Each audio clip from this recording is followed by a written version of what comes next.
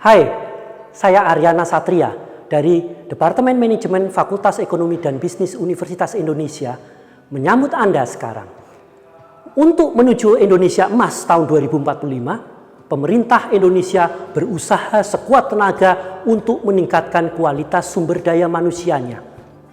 Namun dalam mencapai hal tersebut ada beberapa tantangan. Salah satu diantaranya adalah adanya pandemi tembakau. Dengan adanya pandemi tembakau ini ditunjukkan oleh adanya prevalensi merokok Indonesia yang mencapai sekitar 37%. Jadi dari seluruh populasi penduduk Indonesia. Salah satu studi menunjukkan bahwa kenaikan merokok 1% akan meningkatkan peluang terjadinya kemiskinan sebesar 6%. Jadi terlihat bahwa rokok menyebabkan rumah tangga menjadi semakin miskin karena pengeluarannya dipakai bukan untuk hal yang produktif tetapi untuk membeli rokok.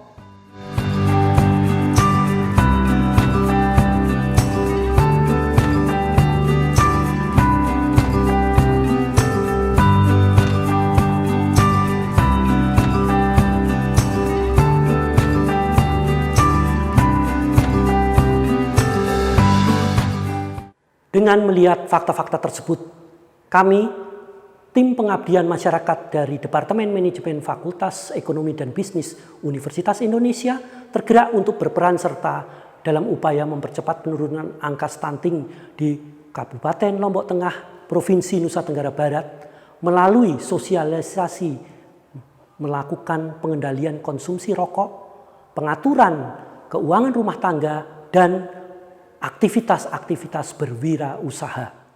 Jadi kalau di Lombok ini yang perokok banyak. Jadi termasuk di kantor-kantor masih ada, walaupun kita sudah ada perda KTR-nya, kawasan tanpa rokok. Kaitannya dengan stunting, penyebab stunting yang tertinggi kita masih pola asuh. Oh, bagaimana boleh dijelaskan? Ya, pola asuh ini terkait dengan pernikahan usia dini juga. Oh.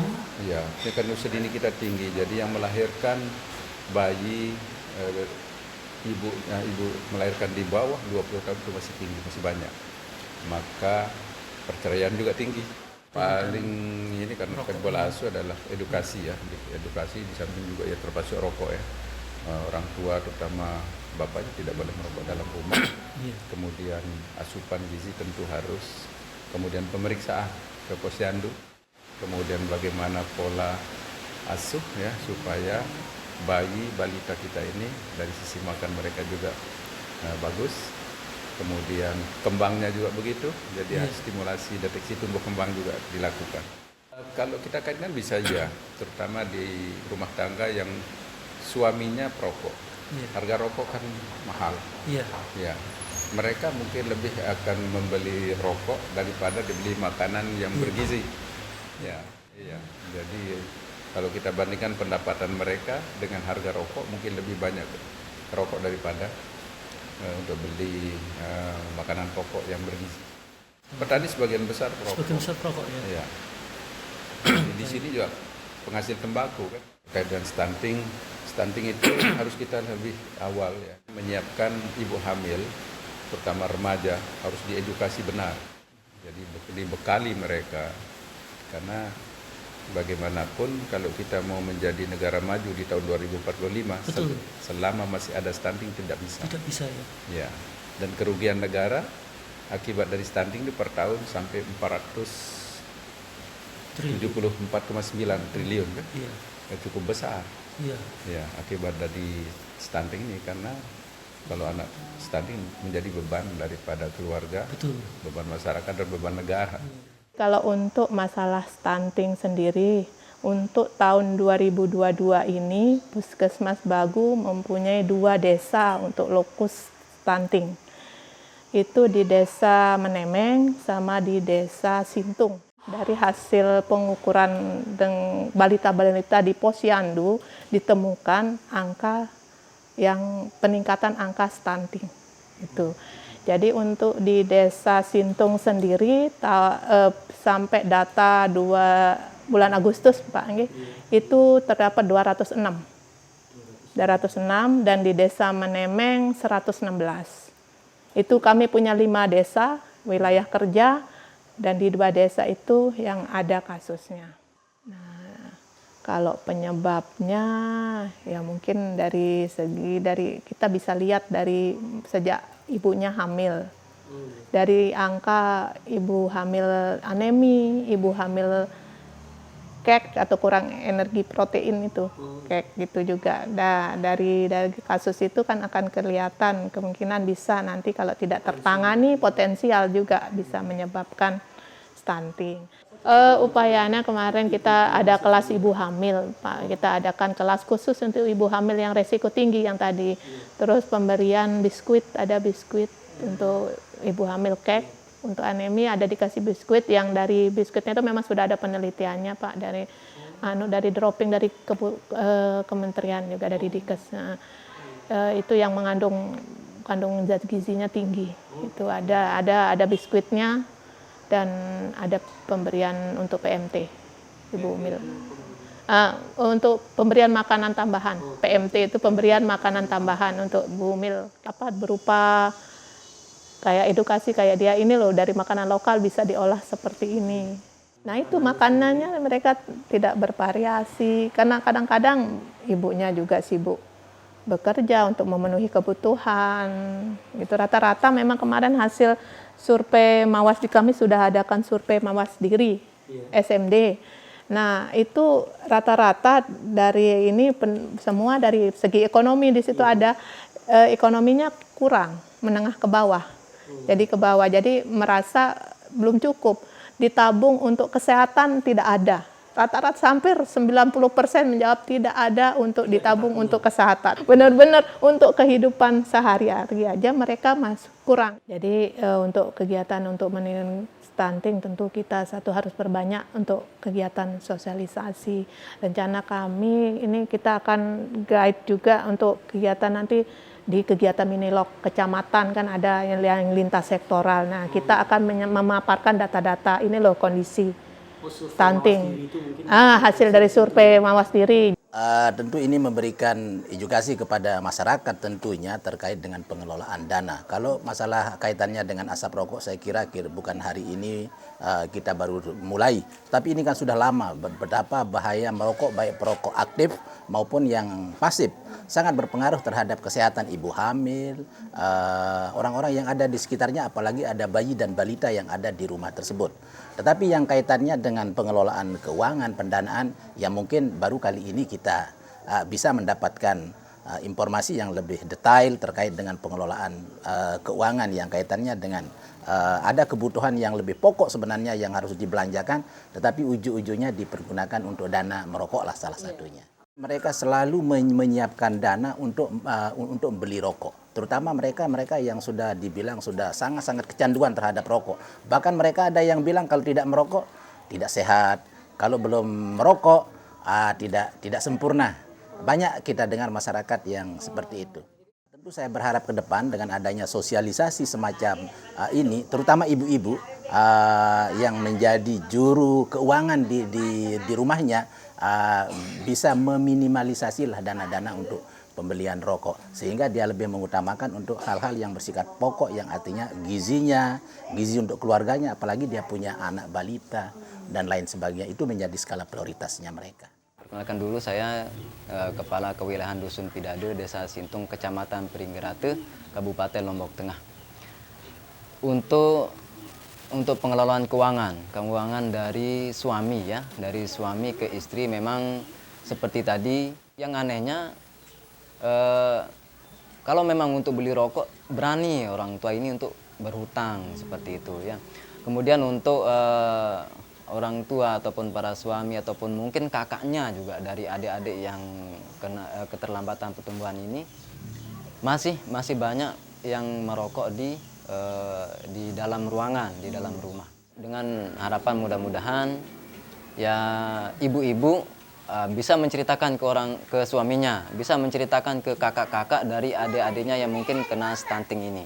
Biar membedakan mana yang untuk belanja pokok atau belanja yang lain-lain. Untuk sosialisasi hari ini saya selaku kepala dusun di sini saya sangat bersyukur sekali untuk diadakannya sosialisasi dari teman-teman Universitas Indonesia ini. Nah, ini mungkin ibu-ibu juga bisa belajar usaha juga di situ kan. Ya seperti itu. Dan juga saya mengharapkan sekali kepada warga kami juga memang untuk merokok ini berbahaya.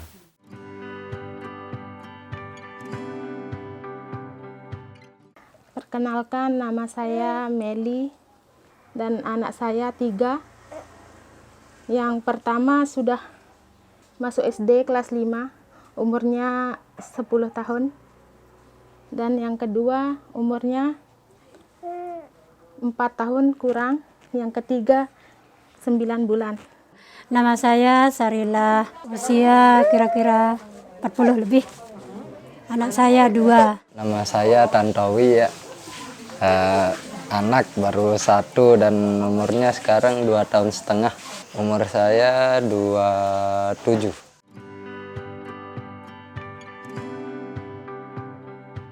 Saya ibu rumah tangga. Tani, sebagai tani, nanam padi, ya ke sawah-sawah orang. Jagain orang tua katanya.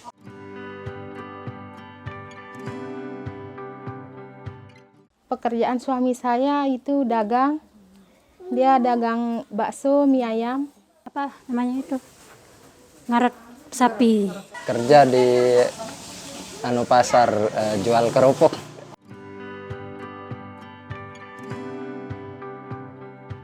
Stunting itu tinggi badan yang tidak mencukupi. Sudah dijelaskan kan di dalam buku itu. Stunting yang pertumbuhan lambat ya, atau cacingan.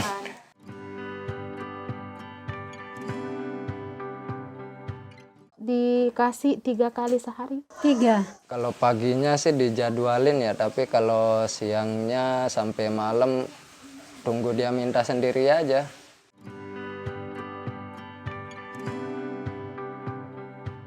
Saya memberikan ASI eksklusif. Kalau ASInya sampai 2 tahun baru diberhentiin. Enggak ada. Tak ada airnya. Oh, enggak keluar airnya. Iya, enggak keluar airnya. Dari baru lahir sampai setahun 6 bulan mungkin. Sampai 6 bulan. Nah, itu full ASI.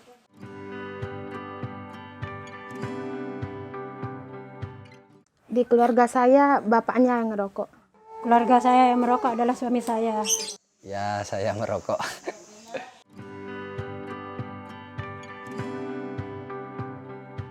Kalau ngerokok di luar rumah. Saya ndak bolehin di dalam rumah soalnya ada bayi. Di luar rumah? Paling kan dia tidur di dalam terus saya di luar rumah, di teras rumah gitu.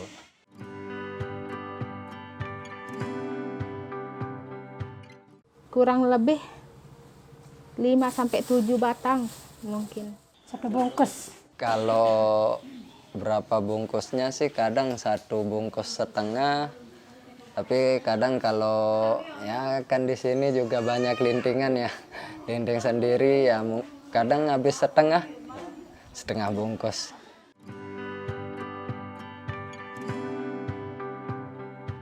Kalau untuk berhenti sudah pernah berhenti tapi dia coba lagi dia ngerokok. Udah saya suruh tapi enggak mau. Pernah, tapi pas sakit.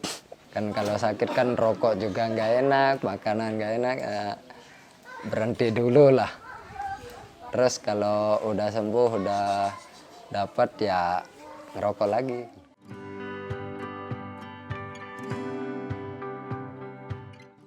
Kalau untuk berhenti nggak tahu, mungkin karena sudah kecanduan kan. Nggak tahu. Tetap udah mau berhenti dia. Mungkin kalau di sini buat berhenti ngerokok susah kali ya. Soalnya kan Tembakau juga ada jual sini murah-murah, terus rasanya juga ya sama persis lah. Nah, mungkin beralih ke situ aja sih.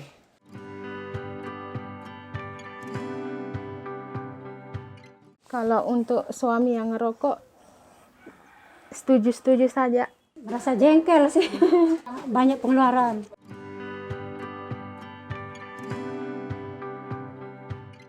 Iya, pernah sering sekali kalau keuangannya lagi menurun.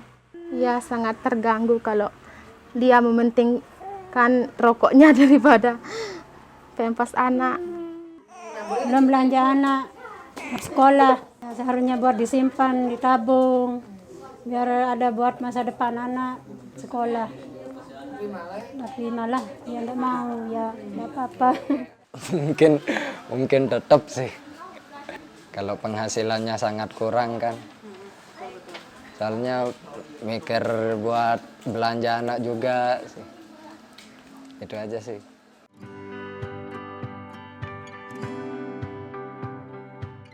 Saya minjam ke tetangga dulu. Pernah, sering sekali. Misalnya buat nada susu ini, si adik mau beli susu tapi ya diambil buat beli rokok. Pernah satu kali saya ambilkan air nasi. Bagus. Karena ada uang. Emang semuanya sih perlu semua, Bu. Termasuk makanan, kalau zaman sekarang kan lagi sepi semua ya, Bu. Ya kurang aja gitu.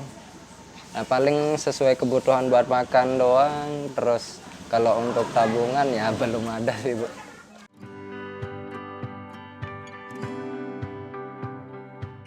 Pengelolaan keuangan dipegang sama suami. Kalau untuk belanja dapur kita dikasih secukupnya. Kalau untuk uang rokok sudah dia yang ngatur sudah. Bapak. Kalau untuk sekarang saya langsung